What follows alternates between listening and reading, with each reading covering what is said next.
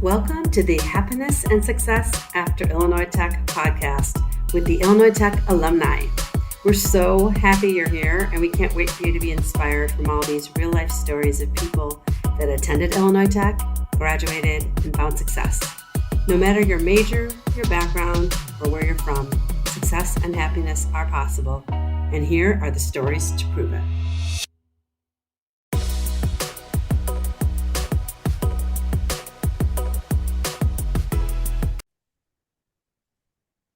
All right, welcome to this episode, everyone. My guest this week is Ankita Patwa. Welcome. Hello, everyone. Hi, Julie. How are you? I'm good. I'm so happy to be talking to you. And I'm trying to remember how we connected for the podcast. Did I seek you out or did someone refer you?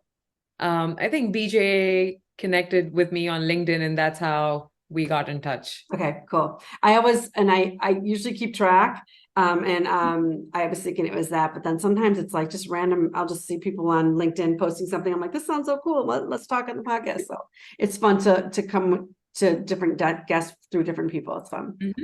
So tell everyone what you studied at Illinois Tech, when you were here, and is what you studied what you initially thought you were going to study? Okay. So firstly, I want to say I'm so happy to be here. Thank you for giving me this opportunity. Anytime I get a chance to connect with Illinois Tech again, I wouldn't miss a chance. Awesome. I didn't appreciate Illinois Tech enough when I was in school. So now I don't want to miss a single chance. That's a common sentiment I've been hearing. Yes. And so to your question, I first moved to United States in 2019 for my master's at Illinois Tech in environmental engineering.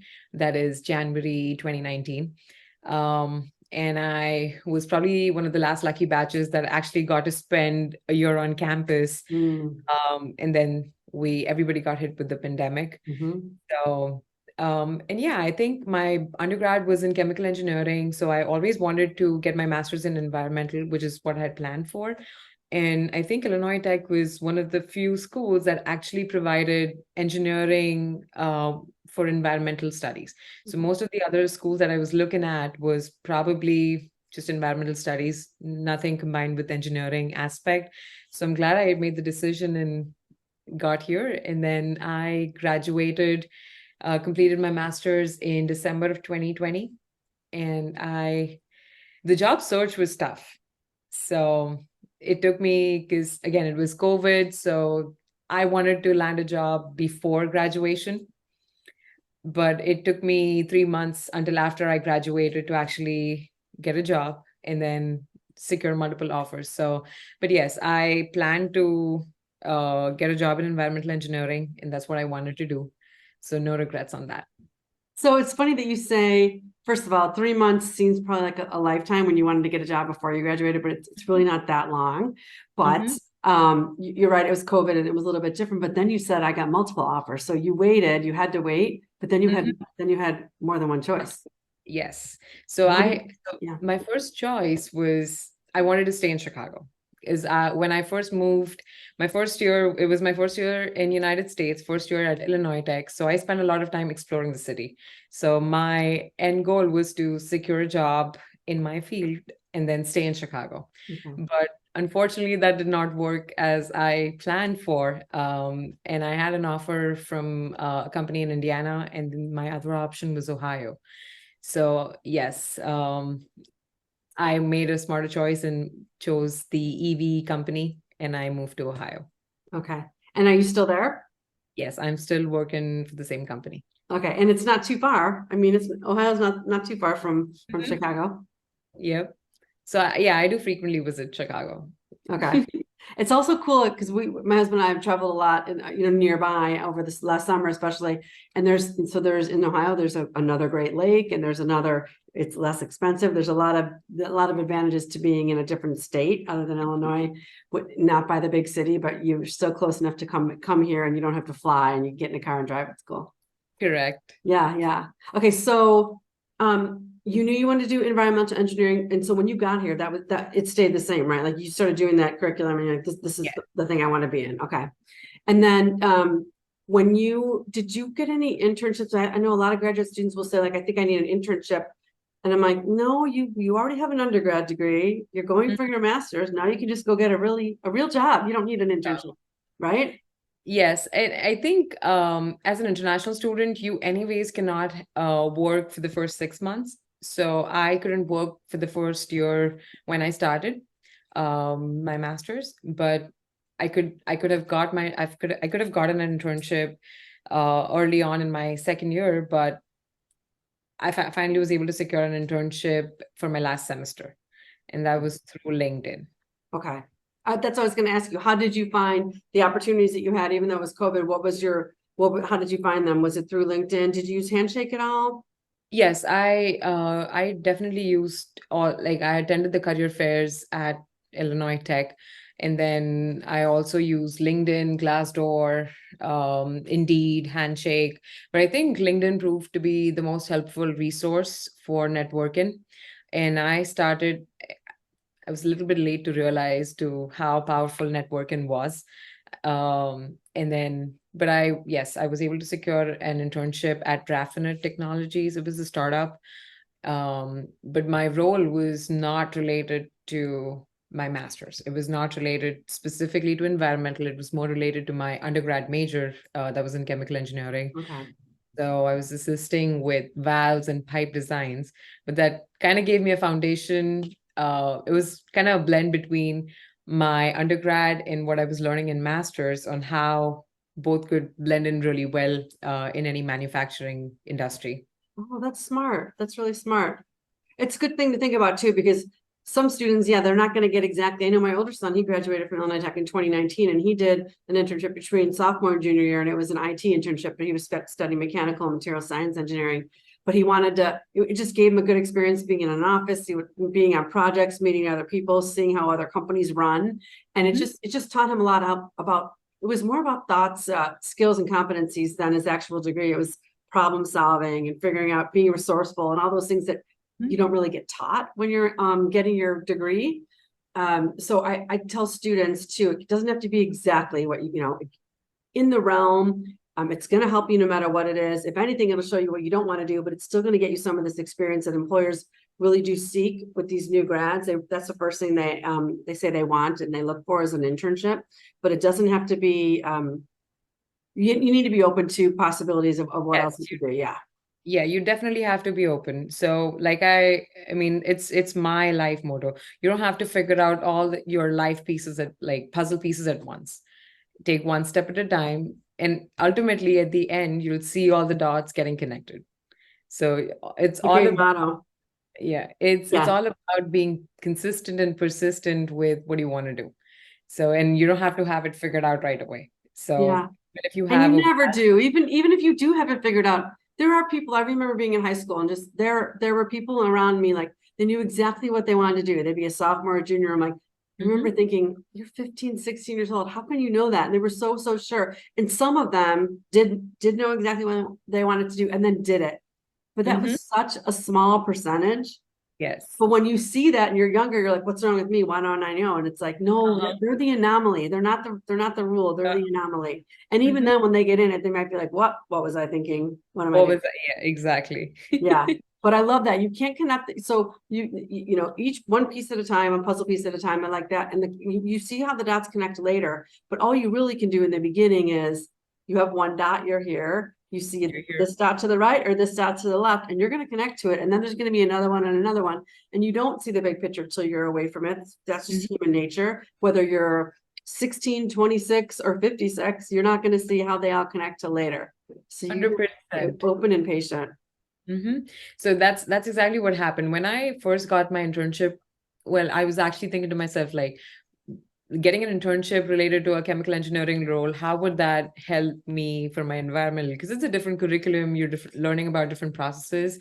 But now, when I first got my job at Lordstown Motors in Ohio, it's an EV making company. So again, you have valves. And when I started actually implementing what I studied at Illinois Tech about wastewater, sustainability, hazardous waste, engineering processes in terms of sustainability, I actually used what I did in my internship. So, which I never thought I will.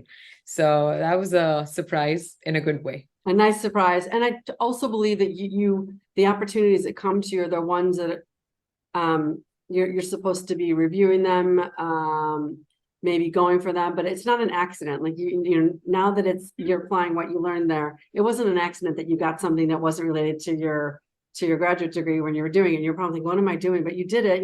You did. It's trusting the process and trusting yourself and in the things that are coming to you. But of course, it's always hard to do that when you're in it because you just want to know the answers, but you're not always gonna. You just have to say, like, does this feel right? Is this the next thing I'm supposed to be doing? I think it is. Okay. There's always going to be a little bit of doubt. That's normal. But I also tell students, so maybe you made a mistake. So now you can make another decision. It's not the end of the world. Right. And that internship is usually like, some of them are 10 weeks, some of them are 6 weeks. I mean, it's a small commitment. And if it's a wrong thing, it's just more information. Yeah, and none of your experiences ever go in vain. That's what it's my dad's quote. None of your experiences go in vain. So no matter not in next 5 years, but you're probably gonna like be thankful that you did what you did then, and then it's gonna come and use some way or the other, or you're probably not using it for yourself, but helping somebody else. So either Yes. way, it's a win-win. Yes, it's totally true. It's great advice. Your dad's a wise guy. Okay, so let me think about this. So when you were so you came here, so it's also very interesting. People come from other countries and they just like plop down here in Chicago. I'm so impressed. Like they get here and like 2 days later, they're like, all right, what can I do? I'm like, oh my God, you just got here off a plane. Like your heart, they're so motivated. So many of them are so motivated and so excited. And so they just want to jump right in. Is there anything as international students or anything you wish you'd learned a little bit sooner when you got here or knew, later, like 6 months in, where you're like, oh, I wish I would have done this earlier, anything like that? Well, yes, a lot of things. So I'm the first generation from my family to actually move to a different country. Yeah. Not English is not a primary language. So that was the first barrier. So when I first got here, I wish I had learned more about the culture here. Mhm. But I think Illinois Tech helped me so much because we have a diverse crowd in Illinois Mhm. Tech. So you learn about diversity. I met so many Indian friends, but I made so many friends of different origins, different other countries, which is great. So you don't feel like you're the only one outsider here. You're all inclusive, and I think Illinois Tech does a great job in promoting diversity that way. Mhm. So the one thing I wish I'd known earlier is knowing more about Handshake, connecting to my professors early on in terms of research projects. Like I said, when I first got here, it was my first year in Chicago and Illinois Tech. So I spent my first 6 months were just exploring the city, Mhm. most of it. I enjoyed the St. Patrick's, the river turning green. That was part of my first 6 months. I wish I'd utilized the resources that Illinois Tech had a lot earlier in terms of like the career resources, Handshake app, um, getting help from like career advisors to clean my resume, clean my LinkedIn profile. I had a LinkedIn profile when I got here, but never actually was active on LinkedIn. Okay. So I think that would have been really helpful.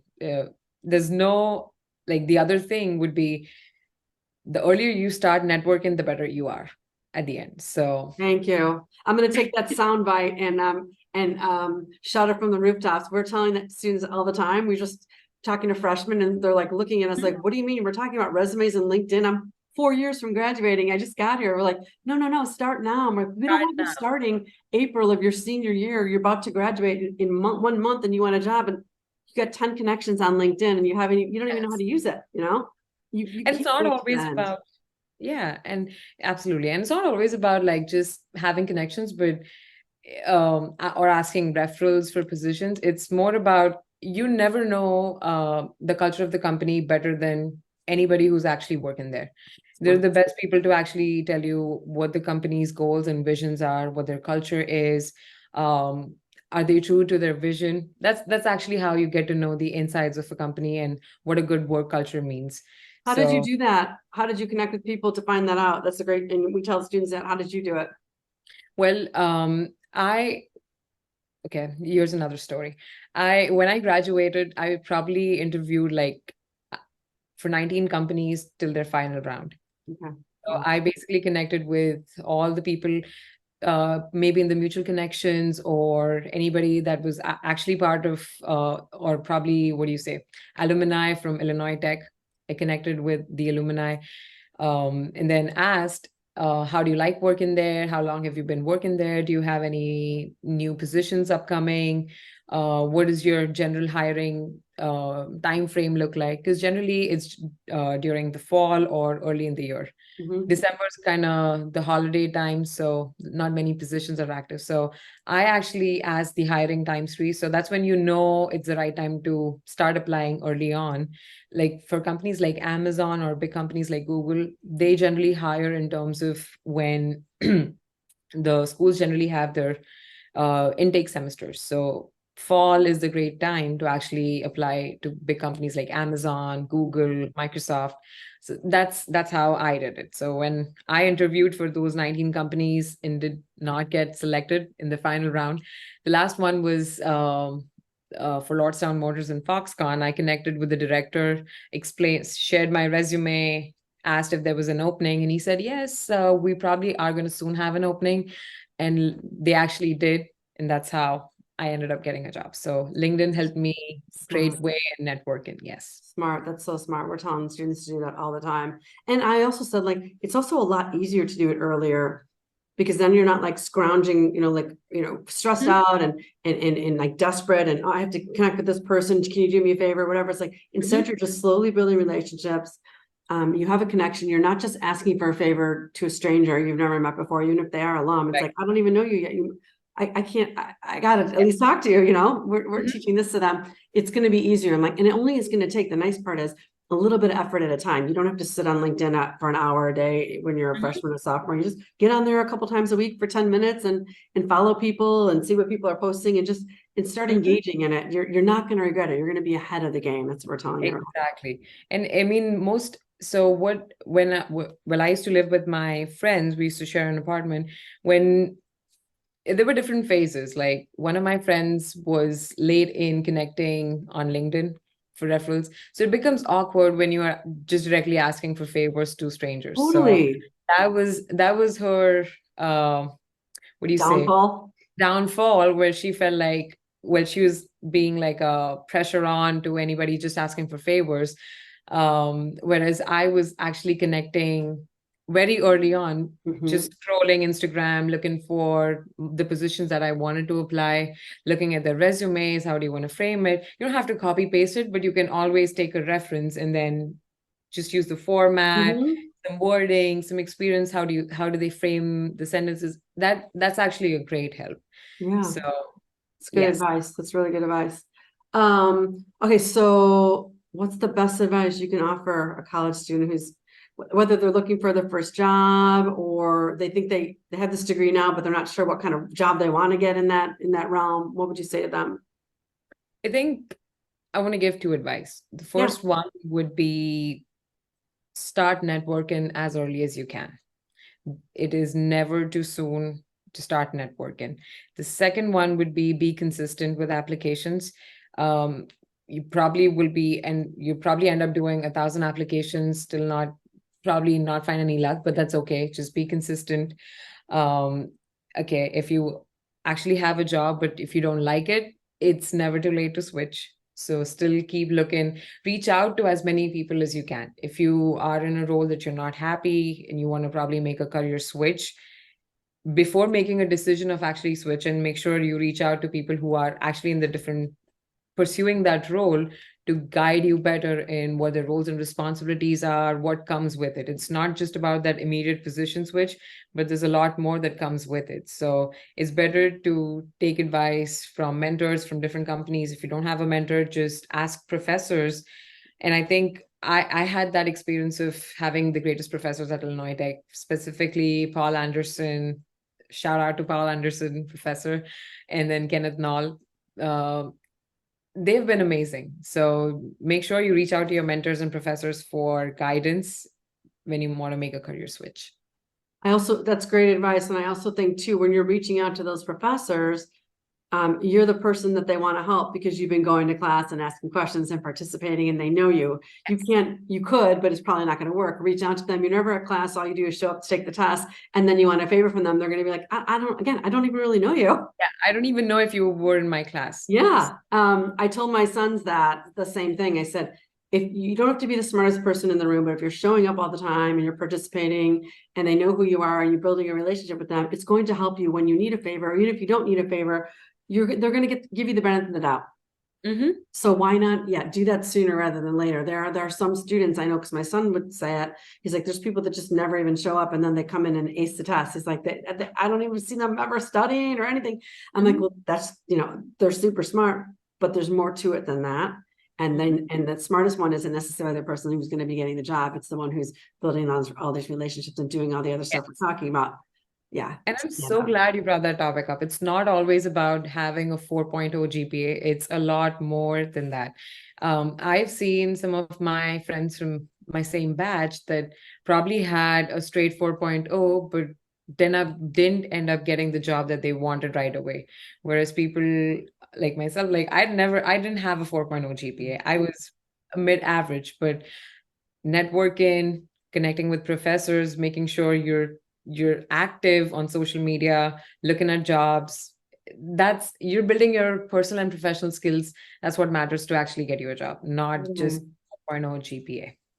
And I tell students, if you can do it sooner, like you're going to stand out for lots of reasons, but it's also, this is how professional people do it. This is how people that are in the working world that aren't, not new graduates anymore. This is how they continue to build relationships and network. And this is called mature professional development, and everyone's doing it. And if you want to do it right and you want to be known for it, these are the things you do. You're especially going to impress them if you're a young, late 19, early 20s new graduate or still in college. They're going to be very impressed because they're assuming that you're not going to know any of this or go out of your way to do any of it. And I'm like, it doesn't take a lot of effort. Yes. And I think that's what has helped me so much. So I started working for Lordstown as an environmental engineer. And then within 2 years, I got promoted to an environmental manager. And that's all because of your professional interpersonal skills of networking, being there on time, just connecting and communicating with people. It's awesome. It's awesome. Well, it's been so fun to talk to you. I love hearing from all different kinds of students from all different kinds of backgrounds. And it's just fun to hear your different experiences, especially the ones that like come here from another country and are just like blown away by Chicago. And it's so interesting to see how you get acclimated and how you embrace all the cool stuff you're doing. So it's very inspiring to hear from you and see that you're thriving now and see that you're happy and successful and it's possible. And I love that you're saying all the things that we're telling the students now they're like, oh, maybe I don't need to do that. I'm like, you don't have to do anything we're recommending. We just know that the people that have been successful, this is what they do. Here's some proof, which is why I'm doing this podcast. This is how it works. Yeah. Yeah. So what's the best way for students to get, go ahead. Sorry, go ahead. What's the best way for students to get in touch with you or to connect with you? Well, I will share my email, but you can take my phone number and my personal email. They can connect me on LinkedIn. I'm happy for any questions. Environmental engineering is a niche field. So if there's any environmental engineers out there, feel free to connect with me, ask any questions about Illinois Tech. I'd be happy to be boasting about my college. I'm very proud of my college. So yeah, happy to answer any questions. You should be proud. It's a great school. And just, I always say to the new students that are coming in, like, not only did you you got into this college, so that's already an awesome achievement. And then you're going to be graduating in 4 years, which is going to fly. And to say that you graduated from such a great school, it's so competitive and so filled with so many smart people is very, very impressive. So you should be proud. And we're happy to have you as alumni. Yep. And my brother's probably joining Illinois Tech too. So awesome. It's a legacy that started for my family. So me too. So my older son went, I didn't really even know much about Illinois Tech. I grew up and lived in Chicago area my whole life, but our older son went here and graduated in 2019. And now our younger son is here. He transferred from another school, but same thing. It's like, it has a great reputation. It does great things. I love the innovation. I love the diversity. There's so many cool things going on. So it's a great place to be. So I couldn't agree more. Yep. All right. Well, thanks again for your time. It was nice to meet you. Thank you so much, Julie. I really appreciate your time. All right. Best of luck to you. Bye, everyone. Take care. Bye.